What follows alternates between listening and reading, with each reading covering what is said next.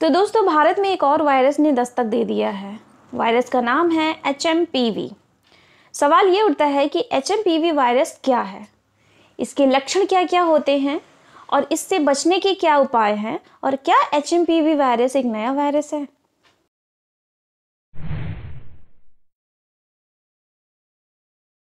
So hello everyone, welcome back to my channel B Richa. और आज हम बात कर रहे हैं एक ऐसे वायरस के बारे में जिसके लक्षण तो कुछ सिमिलर हैं कोविड-19 से, और इससे आप लोग भली भांति परिचित हैं। देश का बच्चा बच्चा जानता है कि कोविड-19 का जो वायरस है उसके लक्षण क्या हैं, उसके बचने के उपाय क्या हैं और हमें क्या क्या सावधानी बरतनी चाहिए। कोविड-19 चीन से ही पैदा हुआ था और ये HMPV वायरस भी चीन से ही पैदा हुआ है। HMPV वायरस का फुल फॉर्म होता है ह्यूमन मेटापन्यूमो वायरस।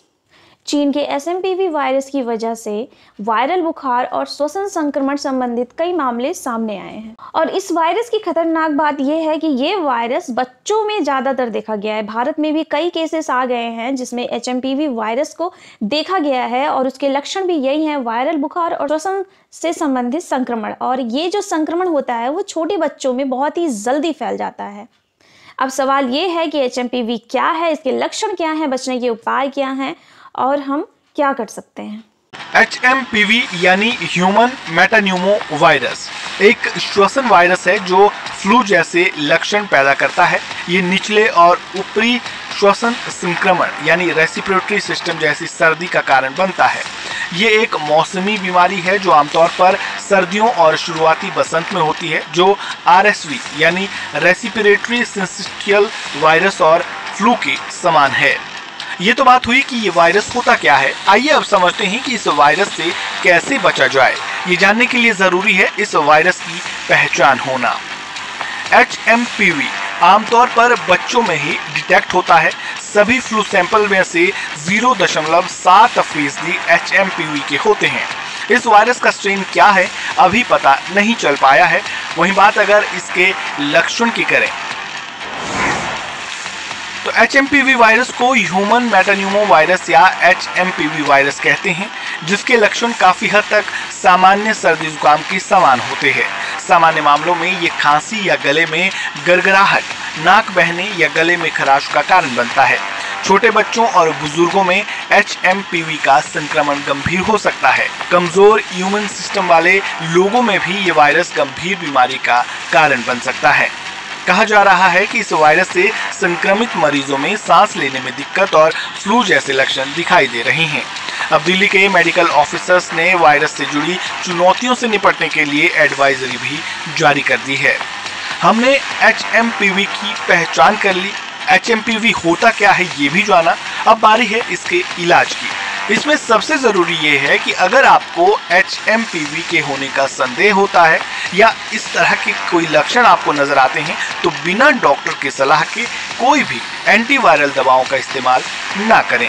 सांस की बीमारी से जुड़े एक्सपर्ट ने लोगों को मानव मेटान्यूमो वायरस से लड़ने के लिए एंटीवायरल दवाओं का आंख बंद कर उपयोग करने के खिलाफ चेतावनी दी है।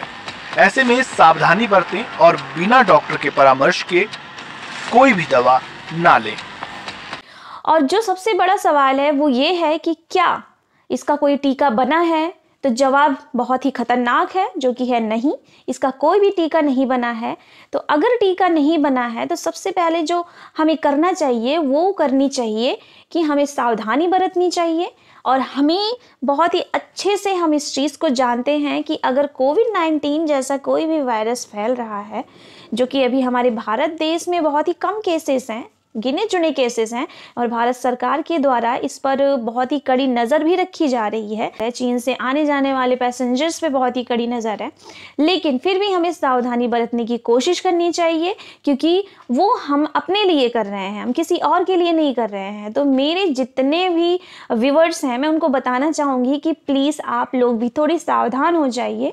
और हाँ, जैसे कोविड-19 में हमें सावधानी बरतनी थी कि हमें किसी भी चीज़ को हाथ धोए बिना टच नहीं करना था, टच करने के बाद हाथ धुलना था, ठीक है। किसी का फ़ोन यूज़ करिए तो अपने आँख, नाक, मुँह इन सबको अपने हाथों से दूर रखने की कोशिश करिए, है ना। ऐसे मत करिए। अगर आप किसी हॉस्पिटल में जा रहे हैं, अगर आप किसी ऐसी जगह पे जा रहे हैं जहाँ भीड़-भाड़ बहुत है, अगर आप किसी ऐसी जगह पे जा रहे हैं जहाँ पे लोगों का आना-जाना बहुत रहता है, या आप ऐसी किसी चीज़ को टच कर रहे हैं जो बाकी लोग भी टच करते हैं, जैसे कि पब्लिक वॉशरूम हुआ, पब्लिक टॉयलेट हुआ, पब्लिकली जो भी चीज़ होती है, प्लीज़ अगर आप वहाँ पे जाएं तो बहुत ही सावधानी बरतें। किसी चीज़ को टच करें तो अपने हाथों को सैनिटाइज करें, और हाँ, अपने साथ सैनिटाइज़र ले जाना बिल्कुल भी ना भूलें, क्योंकि भले ही खतरा अभी नहीं है, ठीक है, लेकिन हमें सावधान रहना है, क्योंकि हमने वो चीज़ देखा है कि अगर हम सावधानी नहीं बरतेंगे तो क्या हो सकता है।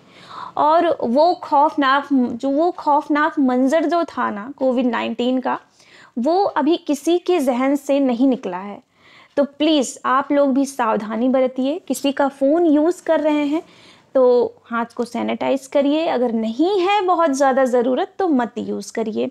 हॉस्पिटल में बहुत ज़्यादा ज़रूरत नहीं है जाने की तो मत जाइए।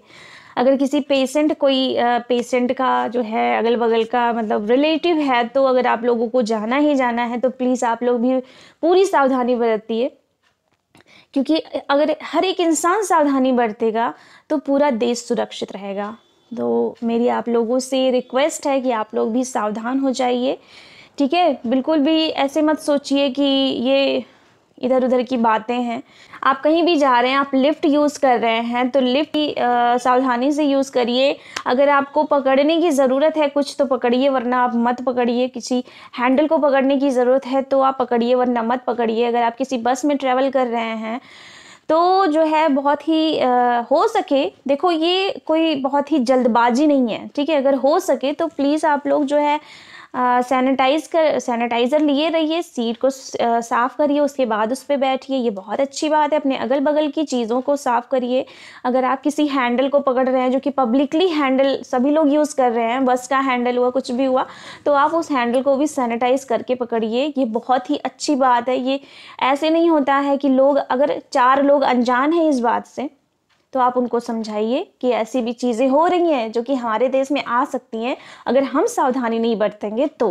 क्योंकि क्या होता है ना कि अगर कोई भी बीमारी आती है, कोई भी संक्रमण, कुछ भी ऐसा कुछ भी फैलता है, जैसे कोविड-19 फैला तो हमने स्टार्टिंग में जो है उतनी ज़्यादा केयर नहीं की थी, क्योंकि हमारे सामने वो चीज़ें हुई नहीं थी। लेकिन अभी क्या है ना कि हमारे सामने वो सारी चीज़ें हो चुकी हैं जो कि बहुत ही दर्दनाक थी।